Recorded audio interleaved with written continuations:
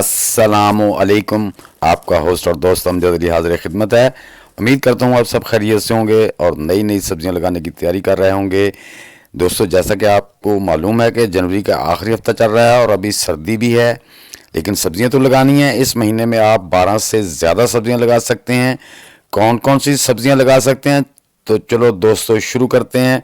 बिस्मिल्लाहिर्रहमानिर्रहीम। सबसे पहले दोस्तों, जो हर घर की हर वक्त ज़रूरत है और डेली बेस पे ज़रूरत है, वो है कोरिएंडर।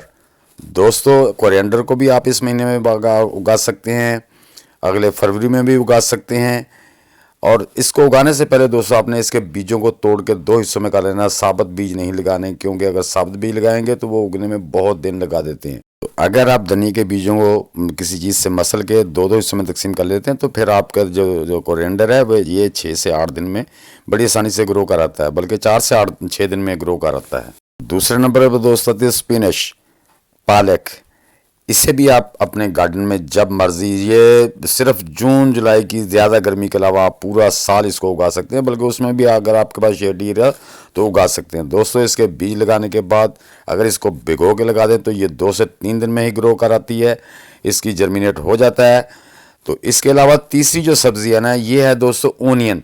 अगर आपके पास ओनियन की नर्सरी नहीं है तो आप सब्ज़ मंडी से अभी भी ला के लगा सकते हैं, ताकि आप आने वाले महीनों में रमज़ान में ग्रीन ओनियन अपने घर से ही हार्वेस्ट कर सकें और अपने पकौड़ों में और अपनी सब्जियों में इस्तेमाल करें। अगर आप इसको ज़्यादा जगह है तो इसको सुखा, यानी कि बड़ा ओनियन सुखाने के लिए भी उगा सकते हैं।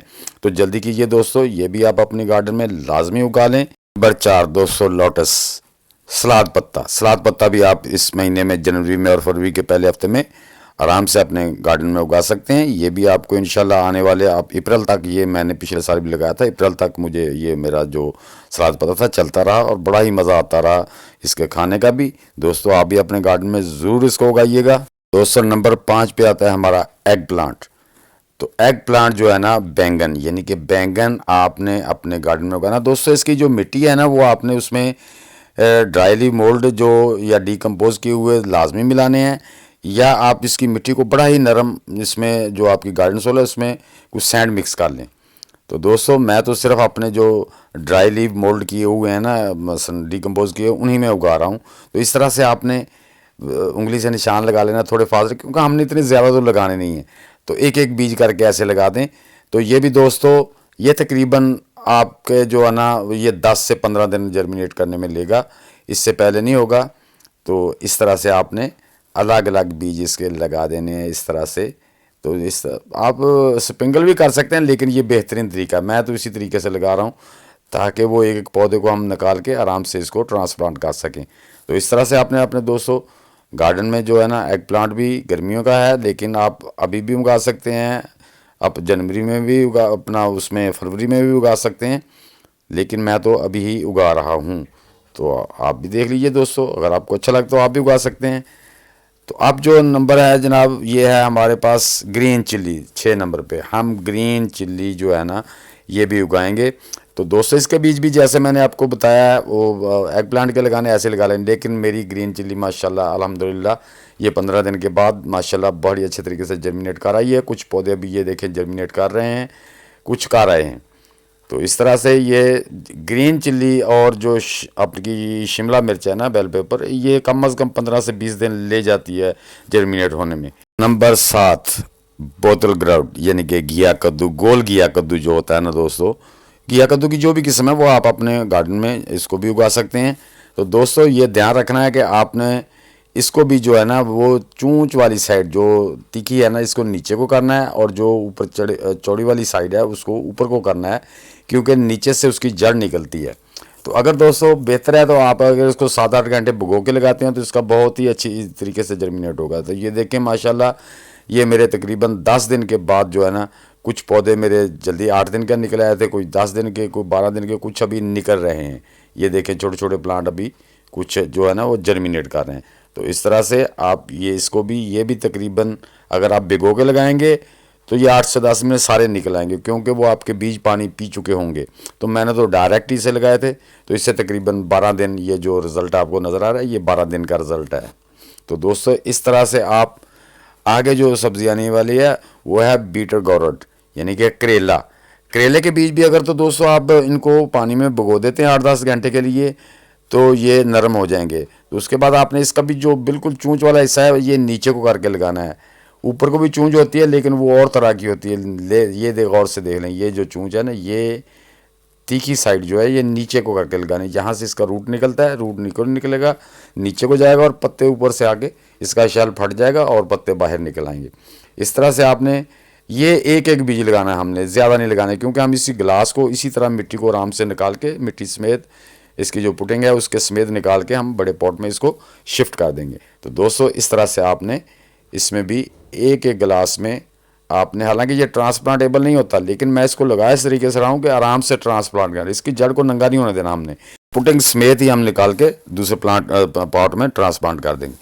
अब दोस्तों आता है चपनी कद्दू। जो चपनी कद्दू होता है इसका बिल्कुल ये मौसम है, या तो मार्च के, अब ये जो जा रहा है जनवरी, इसके आखिरी हफ्ते में लगा लें, या आप मिड फरवरी तक इसको लगा सकते हैं, ताकि आप इसको गर्मी, क्योंकि ये ज़्यादा गर्मी पड़ने के अप्रैल में जो है ना गर्मी ज़्यादा हो जाती है तो ये सर्वाइव नहीं करते, यानी कि ये मई में तो बिल्कुल ही ख़त्म हो जाते हैं। ये देखो ये दोस्तों ये मेरे 6 दिन के बाद का रिज़ल्ट है। ये माशाल्लाह मेरे बड़े अच्छे से जो चपन कद्दू हैं वो देखो माशाल्लाह अच्छे तरीके से जर्मिनेट कर रहे हैं। नंबर 10 पे दोस्तों हम उगाएंगे क्यूकम्बर। खीरा, खीरा भी बड़ी आसानी से दोस्तों तकरीबन 6 से 8 दिन में जर्मिनेट कर आता है। ये देखें, इसके बीज भी आपने जब लेने हैं तो इसको बीजों को आपने चूंच वाला सिरा ही नीचे करना है। ये इतने हार्ड इसका शैल नहीं होता, बिल्कुल नरम शैल होता है। इसको आप यानी कि जो इसका नोक वाला हिस्सा जो उसका मुंह सा बना होता है बीज का, उसको नीचे को करके लगाना है। हाँ जी, ऊपर वाली साइड में भी नोक है नीचे, लेकिन वो आँख सी बनी होती है बीज के साथ, वहाँ से ये इसकी रूट्स निकलते हैं और बीज ऊपर को आके जर्मिनेट हो आता है। तो ये देखें दोस्तों ये मेरा 8 दिन का ये रिज़ल्ट है। माशाल्लाह मेरे कुकम्बर के पौधे भी जो है ना वो भी जर्मिनेट कर रहे हैं, कुछ कर रहे हैं, कुछ कर रहे हैं। तो ये देखें ये मेरा दोस्तों 8 दिन के बाद का रिज़ल्ट है। 8 दिन के बाद का माशाल्लाह ये रिज़ल्ट है। तो अब दोस्तों आता है तार। तार भी हम अपने गार्डन में लाजमी लगाएं। ये भी एक माशाल्लाह अल्लाह की नेमत है, बहुत ही अच्छा फल देती है। ये भी वेन वाला वेजिटेबल है, वेन वेजिटेबल है। तो इसको हम दोस्तों क्या करना है, इसमें मेरे कुछ बीज जो है ना वो मुझे डाउन लग रहे हैं, तो इसलिए मैं कम अज़ कम एक एक गिलास में 3-3 बीज लगा दूंगा, ताकि जो बीज हमने एक आधा ट्रांसप्लांट करना होगा, वो ट्रांसप्लांट करने के बाद जो पौधा हमें नहीं चाहिए होगा, नहीं अच्छी तरह सर्वाइव कर रहा है, उसको हम निकाल देंगे, एक ही पौधा रखेंगे एक बड़े पॉट में। तो इसी तरह से मैं बाकी गिलासों में भी लगा लूँगा। ये तो आपको दिखाने के लिए कर रहा हूँ। तो अब दोस्तों जो नंबर आता है इसका, हम शिमला मिर्च। अच्छा, शिमला मिर्च में दोस्तों 3-4 कलर की आती है, तो मैं यहाँ पे तकरीबन 3 कलर नहीं 4 कलर है मेरे पास। एक ग्रीन है, एक रेड है, एक येलो है, एक चॉकलेट है। ये भी हम शिमला मिर्च की जितनी भी वैरायटी है ये भी हम लगा देंगे। ये मैं तकरीबन एक एक गिलास में 3-3 बीज लगा दूंगा, क्योंकि ये ट्रांसप्लांट एबल होती है, इसको कोई मसला नहीं होता है। इसको रूट मिट्टी ना भी हो ऐसे निकाल के लगा दें तब भी हो जाती है, लेकिन हम इसकी रूट के साथ मिट्टी रख के इसको ट्रांसप्लांट करेंगे। तो इस तरह से दोस्तों मैं इसके 3-3 बीज, आप भी 3 से ज़्यादा भी लगा सकते हैं। इसकी आप नर्सरी भी उगा के ट्रांसप्लांट कर सकते हैं, शिमला मिर्च की या मिर्च की। ये नर्सरी भी ट्रांसप्लांट एबल होती है, ये ट्रांसप्लांटेबल प्लांट है।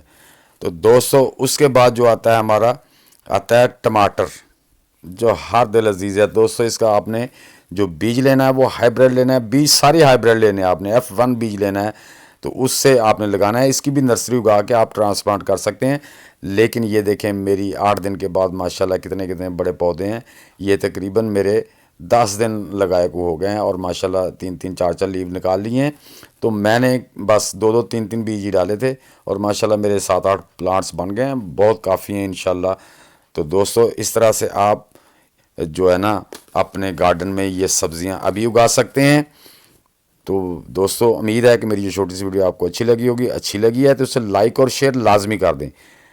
लेकिन दोस्तों एक बात सुनते जाना कि अगर आपके पास टनल है उसके अंदर आप ये बीज उगा सकते हैं तो फिर लगाना। अगर आपके पास टनल नहीं है तो थोड़ा सब्र कर लें, फिर आप सर्दी को रुकने दें। या इसका एक और तरीका है, अगर आपके पास टनल नहीं है तो फिर आप वो थैली बाज़ार से मिल जाती है, अपना शापर बैग की थैली टाइप होता है, वो आपने लेनी है। या आपके पास शापर बैग पड़े हैं वाइट वाले, तो वो आपने इसके ऊपर ऐसे चढ़ा के, उसके ऊपर रबड़ बैंड चढ़ा के इसको इस तरह भी आप जर्मिनेट करा सकते हैं, अगर आपके पास टनल की सहूलत मौजूद नहीं है। चूँकि मैंने टनल बनाया हुआ है छोटा सा, तो मैं तो उसी के अंदर रख के उगा रहा हूँ। तो आप इस तरह से भी मैंने रखे हैं बीज, वो भी अच्छी तरह जर्मिनेट कर रहे हैं। तो आप इस तरीके से अपने पौधों से, जितना बड़ा आपका गमला है या ग्लास है या पॉट है, उसके ऊपर उतना ही पॉलीथीन का वो शापर बैग दे के उससे भी आप अपने जो बीज है वो जर्मिनेट करा सकते हैं। तो दोस्तों, उम्मीद करता हूँ कि मेरी छोटी सी वीडियो आपको अच्छी लगी होगी। अच्छी लगी तो इसे लाइक और शेयर लाजमी कर दें। नए दोस्त लाइक, शेयर और चैनल को सब्सक्राइब करके बेल आइकन को ज़रूर दबा दें, ताकि हर नई आने वाली वीडियो की इतला आपको बर वक्त मिलती रहे। तो दोस्तों, मिलते हैं इंशाल्लाह नेक्स्ट वीडियो में। तब तक के लिए आप सब दोस्तों को अल्लाह हाफिज़।